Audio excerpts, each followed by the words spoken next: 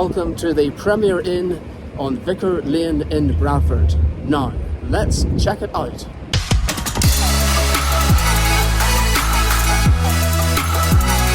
We all like to get away now and again, and what better way than to spend a few nights at a hotel? We're here this week as we check into 3 hotels so we can check them out for you.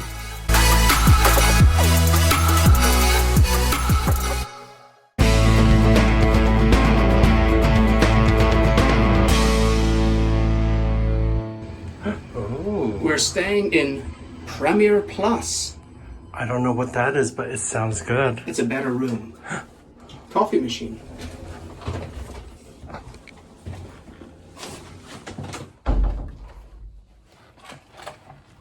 Oh, it's nice and cool in here. Oh, wow. This does look better. Before we start the room tour, we have to mention that the check-in was a little bit chaotic. When we walked into the hotel, I had my QR code ready to do the automatic check-in.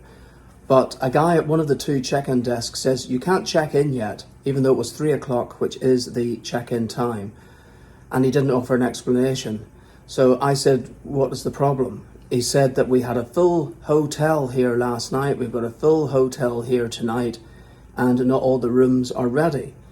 So that's reasonable enough, but he didn't offer the explanation. And then he says, you can take a seat and wait. Hopefully it'll not be any more than 15 minutes.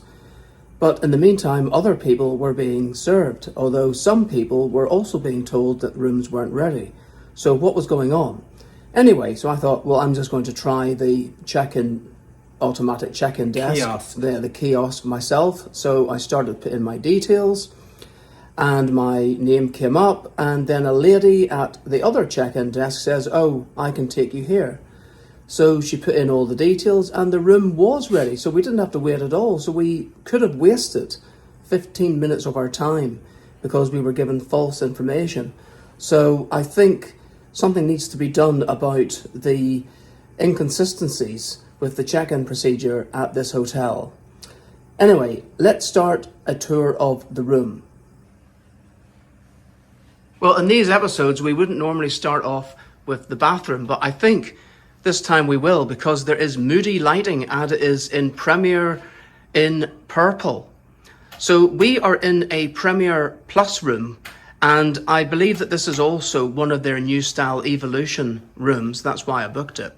So there are some added extras.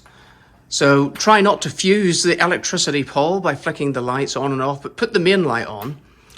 So I think that the moody lighting is good for nighttime if you have to get up in the middle of the night to go to the toilet. What do you think, Paul? It definitely helps you navigate the toilet. Okay, so let's take a look and see what the bathroom is like. Walk-in shower. There seems to be body wash and hand wash. Oh, that's unusual. And we've got 2 shower levels. Rain shower, the top one. Oh, the other one is the hand shower. It's just pointing down. And it's all Bayliss and Harding products, which is good. And on the outside, they have hand wash by Bayliss and Harding as well. Indeed. Well, there's a lovely mirror to your right, and also one of your favourite things, Paul. Ironing board. I was thinking more of the hairdryer. And there's a long mirror here for you to check your outfit for tonight. Count the hangers. 2, 3, 4, 5, 6. Are they kind of felty? Oh, they are. It's kind of velvety. Yeah, velvety. Wow, that is really plush. Now we've got 2 extra pillows up here because there are 2 pillows provided on the bed, and as standard at Premier Inn, they always give you 2 more. And take us through the hospitality tray. Now, because it's a Premier Plus room, there's extras. So you do have your standard tea bags, milks, sweetener and sugars. You have your normal cups, but because it's Premier Plus, then we also have chocolates, pod machine, an espresso, and then there are these pods. 4 of them. I think that I'm assuming these are decaf because they're purple. Premier Inn specials, maybe. Purple. No, I think it says Nespresso. Okay. So I'm only joking. So they are branded. Yeah. So these are more expensive. And there is also an iron in there, of course, because the ironing board was over there, and a little mini fridge. Now, it didn't come with any water, but we had water with us, and we've put it in already. So open up. Yeah. There are plenty of places to sit down in this room. You could also sit on the bed, of course, but there's a little stool down here, a little bench, I suppose. 2 people, and then Yeah. you could be working on this workbench. Yeah. And then there's also this circular table with these 2 chairs. You could also work here as well. And this is quite big for 2 people. And then there is this really nice light that gives a lot of light. So I think if Marcus is doing editing of some sorts, then he could edit into the wee hours. Right, well, let's take a look at the bed. It's tucked in. Yeah. It is a standard Premier Plus bed. I think it might be slightly bigger. Is that king size or probably? Yeah. I think it's slightly bigger than a normal Premier Inn bed. Maybe it's just a trick of the eye. Yeah, your favorite headboard, and also 2 lights here, one at either side. Now down here, I think this is a charging point because there is a wire down here. So I think this is to charge your phone. And Paul's flicking all the switches again. It's a bedside switch for the moody lighting, so that is a really good touch when you need to get up in the middle of the night. One of the most important things for us when we're staying at a hotel is to have plenty of power sockets to charge all our equipment. And at the Premier Inn, it can be a bit hit and miss. We've stayed at one recently where there were only 3 regular power sockets and 2 USBs. But here in Bradford, we are being treated. In actual fact, when you hear this, you are going to gasp, because I do not think I've ever stayed in a hotel room with this number of power sockets before. Would you like to have a guess at how many there are? Well, we'll tell you. There are 14 plus 3 USBs, and Paul is going to show you where all of those are right now. Right, so starting from when you come in through the door, There are 2 over here. next to the hairdryer. There is 1 for the kettle, 1 for the Nespresso machine, 1 for the refrigerator down here. Yeah, so you shouldn't really be disconnecting that one. So then that's 5. It's 5, it still counts. There's 1 on each side. 1 on each side of the bed, So that's 7. my side, Paul's side. That's 7.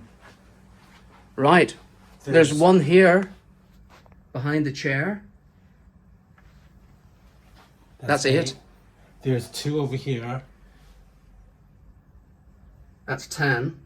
And then there are 4, like 2 on this side and then 2 on this side. For a grand total of 14.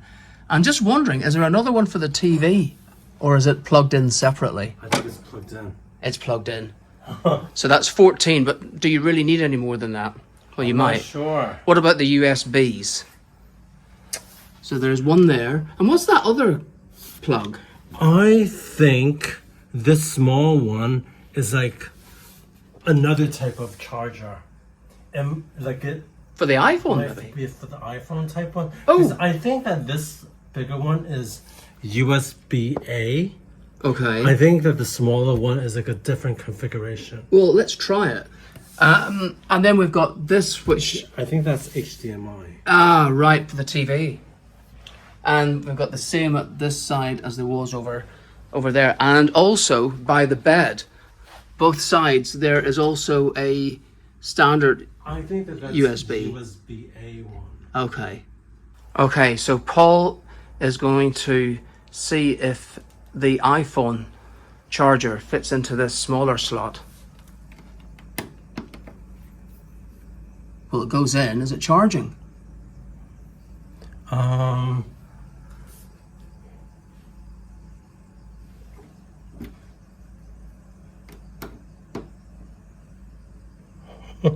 Notification. Ringer. What's that? Why am I getting notified? No, but then you would normally see it like in the... You don't have to flick one of these switches, do you? No, I don't think so. Okay, well, it shall remain a mystery as to what that is. If you know what it is, let us know in the comments.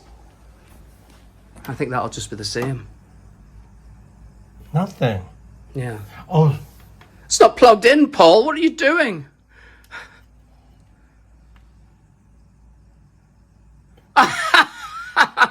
It's been a long day. We've had a long journey up here.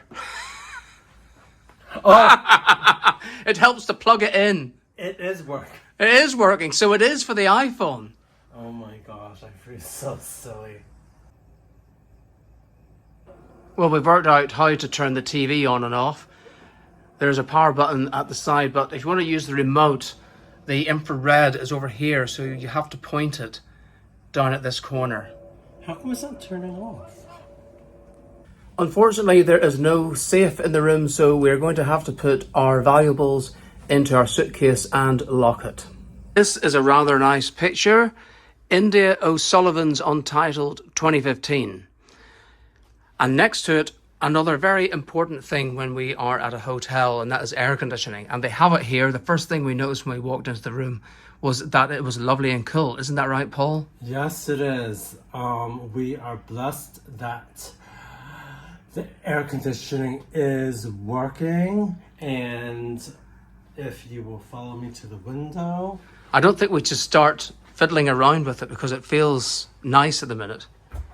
And at the window it says, "This window can't be opened, but don't worry, there's a constant stream of fresh air inside your room." And there is a lovely view, and it overlooks part of the area where I used to work in Bradford in the late 90s at Hull Ings. We've paid for an unlimited cooked breakfast at £10.99 per person. So we're going to go down and have that now in the Time restaurant, which is what they have here at the Premier Inn, Vicar Lane, Bradford. There is also an unlimited continental option for £8.99, but with the cooked breakfast you can also take the continental choices.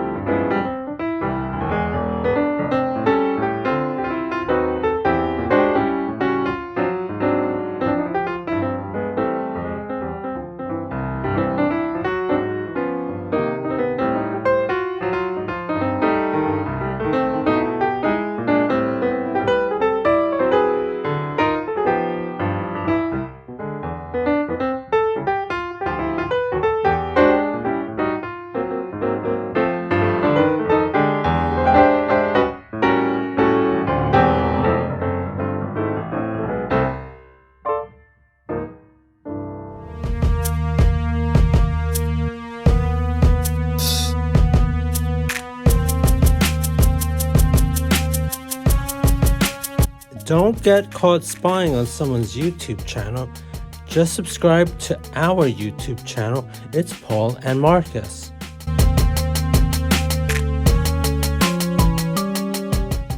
It's time to check out of the Premier Inn, Vicar's Lane in Bradford. So we'll start off with the all-important bed, the all-important sleep. How did you sleep, Paul? I slept really well. Very well. Well, we were so tired that we went to bed very early for us at 11 o'clock. And I slept right through till 3:30, first of all.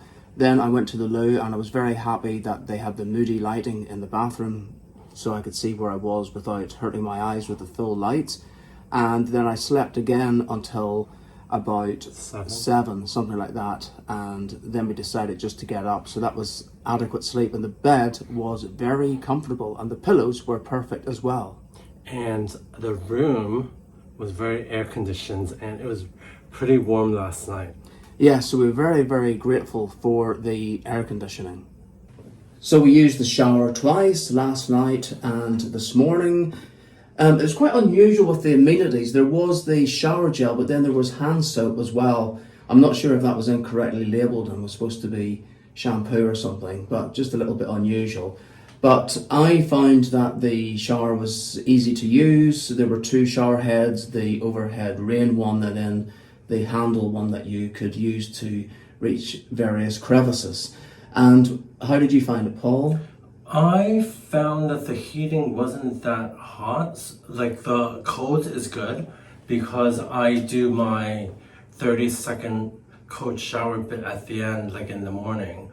But I think that the heating wasn't that hot for me. I don't know whether I turned it all the way, but that's what I felt, that it was a bit warm, but it never got really hot. In the end, we didn't use the coffee machine, but we were very grateful that it was there. When we got up, we decided we would just have coffee at breakfast. What did you think of the breakfast, Paul?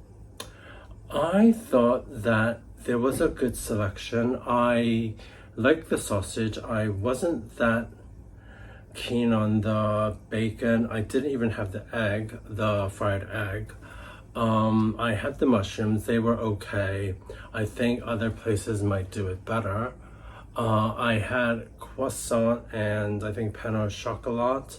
I think that the lady that was putting them out was using her fingers without any gloves, so I did notice that. So I wasn't that impressed with that. The coffee was fine. I had a flat white with an espresso, and then I had another flat white, and then I also had a yogurt later at the end.